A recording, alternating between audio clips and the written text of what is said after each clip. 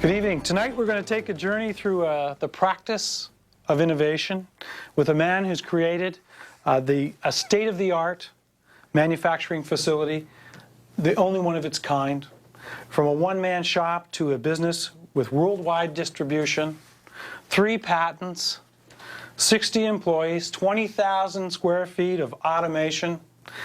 Since 1993, he has been a consistent winner of awards upon awards for his entrepreneurial spirit and his innovation.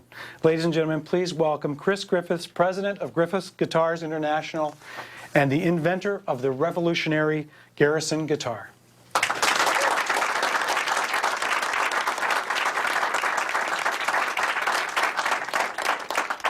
Welcome, Chris. Thanks for joining us tonight. Thanks for having me. Innovation is a bit of an evolution and takes some time, and I know you've been doing it for years. I know innovation has played an important role in your life. And when did your curiosity start? Knowing what I know now, I guess, and looking back over the years, I mean, I've always had a mechanical curiosity. I was always one of those kids who took apart the alarm clock and, spread out all the pieces and that kind of thing, and was always really curious as to what made things work. When I was still in high school, I got a job at a music store at a guitar retail outlet. I worked basically every day from 3:30 till 9, and I worked 12 hours a day on Saturdays, and after school I couldn't wait to go there. And my boss would come down at the end of the week and give me my paycheck, and I'd be like, well, what's this for? Like if I was home and unemployed, I'd just be playing guitar anyway. And here I was being paid to do something that I really enjoyed. And that is a really critical experience for me, especially at that age, because I realized that, doing work that you really enjoy, that is really your hobby, doesn't feel like work at all. How did you find going from repairing and working with guitars and to going to the business world? How did you find that transition? It was an extremely interesting transition. I think it's one that most craftspeople who decide whether you bake pies or you build guitars or you cut hair, that transition from I'm good at a craft, I've got something that I'm interested in, to building a business infrastructure around that. In many ways, it was the best thing that ever happened to me. I had no idea what I was getting myself into, and ignorance is absolute bliss. In that particular case, it was for me. I sort of opened up the doors, said, okay, I know how to build and repair guitars, and then the customer comes in and says, okay, well, here's my money, and now I have to give them a receipt. Well, I never had really thought about that. I guess I should figure out how to give customers receipts. So you start off and you figure that out, and then, okay, where does the money go? Well, the money goes in the bank. Well, I have to fill out a deposit slip, so I better get somebody. Like, honest to God, I had didn't have the luxury of going to university or business school or really having much work experience besides the retail store and pizzas to really drive me. So by jumping in with both feet, it really forced me to come up with the answers all on my own. And what that forced me to do was to lose my inhibitions when it came to admitting what I didn't know, and not being afraid to ask questions. Very important decision that I made early on was take that money, put it back into the business. By taking the little money that the company was making and reinvesting, I had myself convinced that if I don't get greedy, and I put that money and I put it back in the business, I'm going to build a strong foundation. And the stronger the foundation is of this business, the more independent and self-sufficient this business is going to be. And if I can build it to be an above-average business, then won't I reap above-average rewards? Tell me, I understand a man named Andy Fisher walked into your shop one day. Tell me a little bit about Andy in that day. Yeah. Andy's an interesting character. He's a professional engineer and was working for Memorial University, and came into my shop. He's a guitar player, and he had a broken guitar, and so I fixed it. And he said, "So you build your own guitars?" And I said, "Yeah." And he said, "Well, I know a little bit about CAD/CAM." And he said, "Well, it's computer-aided design and computer-aided manufacturing. It's like using computers, not just to design guitars, but using computers to control the machinery that makes the guitars."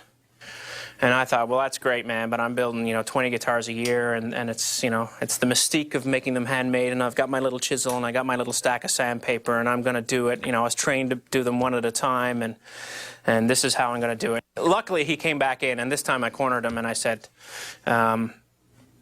you got to tell me more about this. And the more he told me about sort of enhanced high-tech manufacturing practices that were happening in other industries and to the best of my knowledge really weren't being at that time applied to the guitar industry, the more he told me, the more excited I got.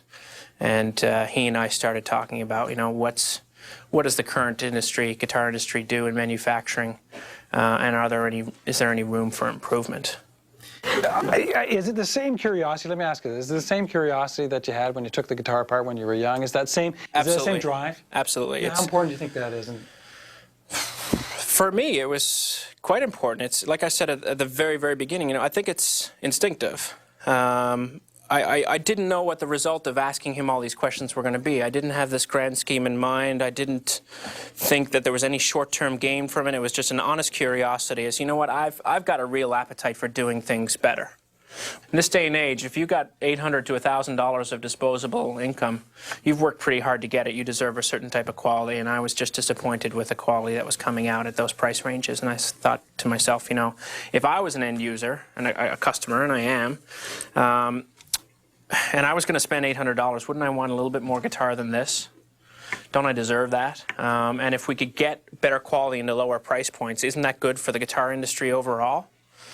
And that's, I guess, what, you know, that attraction and that vision for seeing a need in the marketplace tied in directly to what Andy was telling me. So none of this was extremely tip of my tongue, super conscious effort. It was just like, I wish the guitars in my store that I sell for $800 were better quality than they are. This crazy bald guy is telling me about, you know, computer-aided design and manufacturing, and I just asked more questions. And I just, I'm obsessive when it comes to asking questions. So I just kept going until he told me to stop. And what's interesting is that he didn't, and now he's our plant manager. At that point, I thought, well, maybe I could start a guitar factory that would build better $800 guitars. Maybe that's my role. That's my next thing, because I'd been running my business for 2 years, and I was 20 years old, and I figured I could take on the world. So I thought, well, why not do that? And so I was interested in that, but I was really not interested in just starting another guitar factory. The market was growing by double digits, so there was a healthy growth in the marketplace for acoustic guitars. But I just didn't want to enter the marketplace and build more guitars. I wanted to do something really, really different and really innovative. Not because I decided that innovation was a buzzword that I wanted to latch onto, but because I was looking for a competitive advantage. The first question was, well, if I want to figure out how to build, mass produce in a factory environment guitars better than how they're currently being produced, the first thing I have to figure out is how are they currently being produced. So Andy and I worked with the National Research Council and got a small grant from them, and I took Andy and another engineer and we toured a couple of major guitar factories right across North America and brought our video cameras with us and our still picture cameras, and we went in there and we basically toured their facilities and found out exactly how they built guitars. It was pretty archaic, very labor intensive. And as far as I could tell, it wasn't much different than what I was doing in my 400 square foot shop, with the exception of the fact that they had set it up in an assembly line. So I walked away saying there's lots of room for improvement here, but it wasn't obvious to me what it was. Until we were flying home, I was sitting next to Andy and we were just chatting about things that we saw and watching some of the video in our video camera. And then I came up with this idea while I was on the plane and jotted it down on one of those Air Canada napkins, basically just like, well, you know, what if we combined these components and made them all out of one piece? And then it seemed, you know, I just hashed that out over my head for a second, and then I thought, you know, what if we made it out of a composite material instead of wood? And then I hashed it out a little bit more, and you know, about 6 minutes later, I had basically fully communicated and jotted down and sketched out what my idea was, and I was pretty excited. And I just handed it to Andy, him being an engineer and me being a dork, said, listen, tell me why this isn't going to work. You're the engineer. Take a look at what I've said and listen to what I'm saying about what we could do differently than everybody else, and give me some evidence that this is not possible. Find some flaw in my idea. And the more he thought about it, the more we talked about it, the bigger the smile on his face got, and we just started getting a little bit giddy. And that was really just the birth of the Griffiths active bracing system, which we have here. So this is basically the inside of every Garrison acoustic guitar. It's called the Griffiths active bracing system. Basically what we've done is we've combined all the braces, the bridge plate, the curving, and the binding, and we've made it into one piece. So we reinforced the inside of the top using these braces. We scored a bunch of wins with this concept immediately. First of all, because all the braces are made out of one piece, they vibrate as a single unit. So as soon as you create a vibration along this bracing system, the entire thing just starts to ring. And you multiply that by all the inside of the acoustic guitar, and all of a sudden it's come alive acoustically. That's why we call it active bracing. So that's the acoustic benefit that we got. But we also got an increased structural benefit because all these components are one piece. Then structurally, this section right here is called a bridge plate. And as you can see, the strings are going to be attached right here. So this is where most of the pressure and the tension is going to be. There's also a manufacturing benefit. In a typical guitar factory, it would take you about 2 to 2.5 hours to make all these components and install them one at a piece. We make this component in 45 seconds, which I'm no accountant, but apparently that's pretty good. Yeah. My philosophy is that, one of many, is that ideas are a dime a dozen and they're worthless. It's the execution of ideas that really turns my crank. It's taking that idea and taking it as far as you can. And I think that's what to be honest, that's what I'm most proud of. But that was the toughest part. It took me 6 months to come up with it, and by the time I was done, I had spent 6 years actually commercializing it. So I have this idea. Where did I go first? Well, I actually went to the Genesis Center, which is a part of Memorial University, which is an incubator for high-tech, high-growth companies. And Dave King is the president and CEO of the Genesis Center. And I basically, it's an incubator, and you have to apply to get in. So I had this basic concept. I had my really nice napkin, which I had actually, gone to some trouble to draw other pictures of my idea and take it as far as I could. And I went to the Genesis Center and I said, look, I've started a small business. I've written a small business plan. I've raised a little bit of money. That's cool. I've got some confidence and some experience from having done that. But I think what I'm on the cusp of here is something much larger than I've ever experienced before, so I need your help. And they basically took me in, allowed me to have an office in their incubator, share things like photocopiers and printers and receptionist duties and that kind of thing to really take my concept and really formalize it into a fledgling pre-commercial startup R&D company. And they basically helped me write my business plan. And they said, well, we read through the business plan. It looks like you're really on to an interesting concept here, but you haven't identified any management team. Like, you're going to start a multi-million-dollar company, and as far as we can tell, you're the only one that you're going to hire. And so that you need to tell us, who's the controller going to be, who's the CFO, and where you're going to get marketing expertise, and who's your production manager going to be. And I thought, that's a good question. I'll have to get back to you on that. Other than that, though, what did you think of the business plan? And said, well, we're interested. We're excited for you. But have you ever built any guitars with this technology that you've described? And you sent us pictures of the technology. Have you actually built a guitar with this Griffiths active bracing system? No, I haven't actually built a guitar with it, but I know that when we do, it's going to be wicked. So I guess without any prototypes, it's pretty clear that you've never done any primary market research. Like, you've never actually talked to a potential customer, ever. You got me on that one. Haven't actually done any primary market research. He said, well, great. Go do that and then come back and see us. I'm right on it. So I go back and I look at. Obviously, I was pretty excited about the opportunity because he didn't actually say no. He just put up enough roadblocks that would discourage me, but he didn't actually say no. So I looked into building a prototype. And the process that we use to make this frame is injection molding, which takes a pretty big machine. And it takes molds that have to be manufactured in order for this part to come out.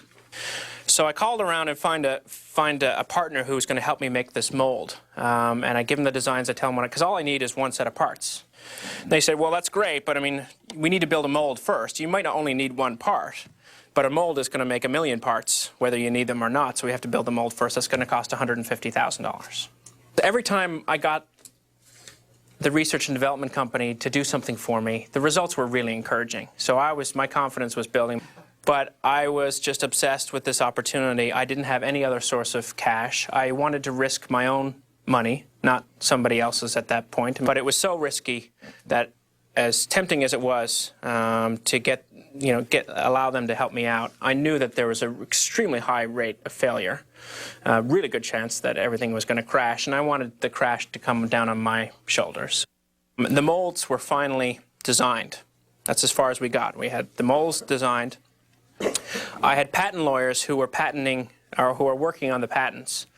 So then I stopped paying my lawyer, who was working on the patents, and I stopped paying the company who was designing the molds, because I had reached that point. So finally they both called me back and said, okay, well, that's it. You know, we're excited about the project, we're not mad at you, but you have to pay off your debts before we can take this project any further. I went to the shop, and it was as close to bankrupt as anything I've ever seen. It was brutal. So I called this venture capitalist company, the guy who said I needed the management team and needed to build the molds and needed to do the patents, and I said, look, this is how far I've come giving you the information that you're looking for, but I'm out of money. Not only that, but the only fallback that I ever had on this project was my first company, and I've just driven that right into the ground. If you want in on this company, you have to put money in now. I know you want the prototypes, and I know you want the patents and the management team. I'm just being honest with you. This is how far I've gotten. This is what I've risked. Are you in or are you out? Because this is it. And a venture capital company wants to invest millions of dollars in big projects. And I said, give me $250,000. That's enough for me to pay off the bills and have enough money left over to finish off the project and do the patenting and do the primary market research. Give me $250,000 if you believe that this is going to be successful, and after that $250,000, there's going to be a multi-million-dollar deal that you're going to be interested in doing later on. He said, okay. So they gave me the $250,000. I finished the molds. We made the parts. We built the prototypes. And then we got the management team together. And then we decided to go to a trade show with prototypes. At this exact point, it's December of 1999. 99? Yeah. And this is Los Angeles? You're down in Los Angeles? We're down in Los Angeles. Yep. It's the biggest trade show in the world. Okay. Like, it was the worst booth location known to man. And all I had was 5 guitars, 5 prototypes that we had built. And I took 2 salesmen from the shop and bought them Garrison Guitars t-shirts and flew them to Los Angeles. And I took 2 of my buddies and said, I'll fly you to Los Angeles if you pretend like you work for a company that doesn't exist for a couple of days. And they said, sure. I flew them down to Los Angeles. So there's 4 guys in Garrison guitar t-shirts with 5 guitars trying to get enough primary market research in order for the investors to finance the factory. What the investors asked for is, we want you to come back after this 4-day trade show with 7,000 letters of intent. We'll finance the rest of the company. And I'm like, that's ludicrous. Like, I can't do that. Like, the company doesn't exist. I've only got 4 days. I don't know anybody. Here's where the guerrilla marketing / desperation kicks in. We were running out of time, and I didn't have much of a budget. So I called the organizing committee of the trade show, and I said, well, can I have a list of everybody who's attending the show? And they're like, well, of course we have that information. And so they email it to me. It's 2,200 companies that are signed up to go to the show. So I wrote a letter, and I direct mailed it to all 2,200 companies. And then I faxed it to all 2,200 companies. And then I spammed all 2,200 companies, like every 3 days or so. And then I picked up the phone, and myself and a couple of volunteers basically called those 2,200 companies. And before we left St. John's to go to this trade show that I'd never been to before, we had 112 meetings confirmed with potential clients. So I had to talk to those 112 people, and I had to convince them, or get honest information from them, that they would consume 7,000 guitars in our first year of business. And when I came home after those 4 days, we had letters of intent for 56,000 guitars. Tell me about 20,000 square feet. You're standing in a new warehouse. You've got the orders. You've gone through the process. Yeah. What are you thinking, Chris? You're looking at bare walls, this huge space. Just chaos. I mean, if it wasn't for the people like Perry and Andy and the people that I had around me at the time that helped us build even a larger team, I never would have survived it emotionally or technologically or commercially. Mm-hmm. But it was also exciting at the same time. Our customers rallied behind us. The CEO of our biggest competitor came to see us at the trade show and told me that, in his opinion, this was the biggest innovation in the entire history of the acoustic guitar. Mm-hmm. I was 20-something, and here I had a chance to do something pretty cool, because people believed in me, not because I had talent, but because I could surround myself with talent. And people were supporting me financially and otherwise. And I just feel blessed at that time, and I feel today, blessed to be able to... All this is a side effect of being 17 and saying, I'm going to try building and repairing guitars and see where that takes me. You talked a bit about your team. Help us understand a little bit about the culture that you motivate, I think, in your organization. You know, it's a bunch of people that, just great people,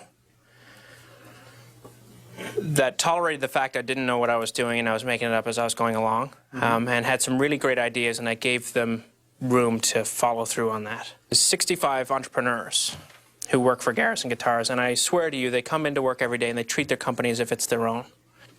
I'll tell you what I am, is honest, and I don't know very much, and I'll be the first to admit it. So I recognize when I make mistakes, and I give I try to create an environment where my coworkers feel comfortable to make their own mistakes as well, because that's how I learned. The investors gave me the money and said, do the best you can. We trust you. You're not going to get it right every single time, but we know you're going to take it all the way. I've taken that commitment from our investors, and I've tried to communicate it to my coworkers.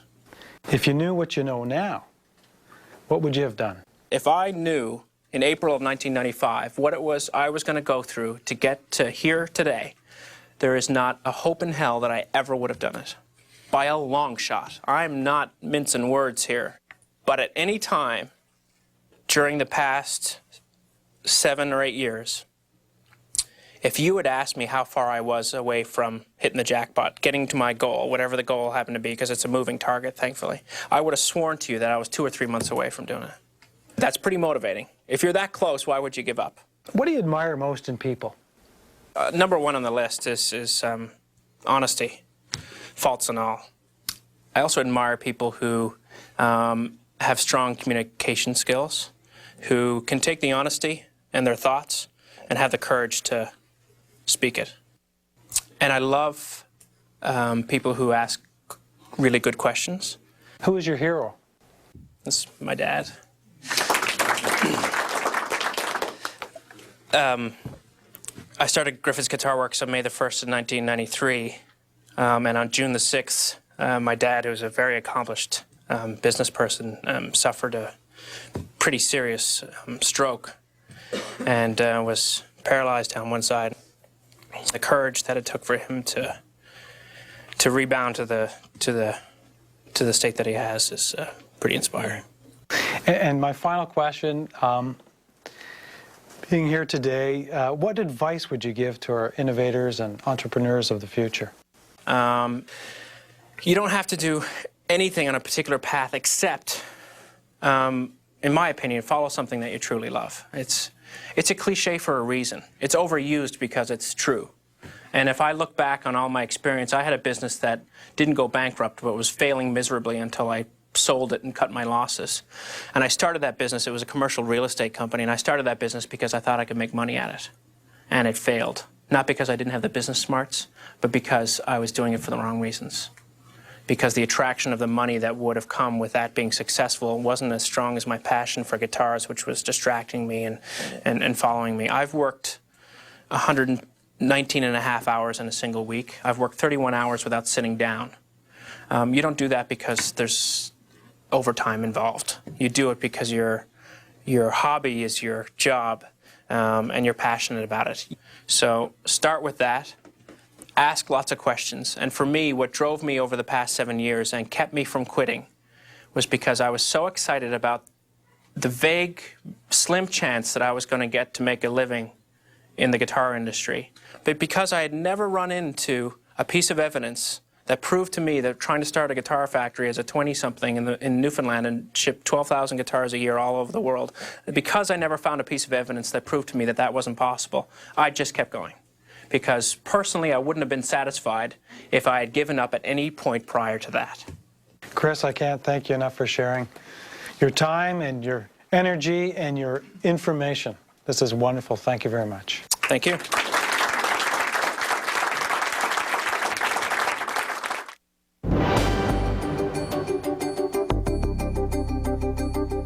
question I had was, at any time did you feel like, who am I to take on an established industry? Garrison Guitars has revolutionized the way guitars have been made for, since they've been making guitars. So at what point did you feel that you were actually going to be able to affect a change there? I guess you sort of, I like the way you started. Like at one point, or did you ever ask yourself, who am I to get into an industry that's this entrenched in tradition? And you're absolutely right. I mean, acoustic guitars have basically been built the same way for 170 years. So who was I to take that on? Well, I was somebody with, as far as I was concerned, nothing to lose. I was somebody who didn't know any better, and somebody who was just curious. I just wanted to ask some more questions. And then I got some pretty interesting answers, and so that motivated me to ask some more questions. Even when I started Griffiths Guitar Works, I mean, who was I to start a music store in a city that already had 13? That we have a music store for every 12,000 people or something crazy like that. I mean, that's a pretty low ratio.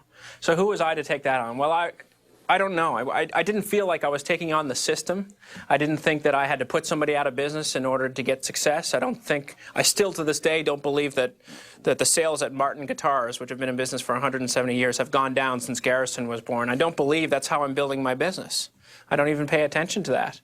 I'm looking within my own world and saying, well, what can I do that's different so that I can be proud of the product that I'm building, or the way my repair shop operates, and the way we treat our customers, and the prices we charge for the products that we're delivering into the marketplace. I'm going to focus on doing something that I can be really proud of. And then the customer is the one who's going to decide, who am I to give this a shot. One last question, Chris. We learned about exit strategies, and I'm just wondering what your exit strategy might be, and where you see yourself on that path. Wow. I'm so emotionally attached to this company. Getting out of the company is not something I'm working towards. But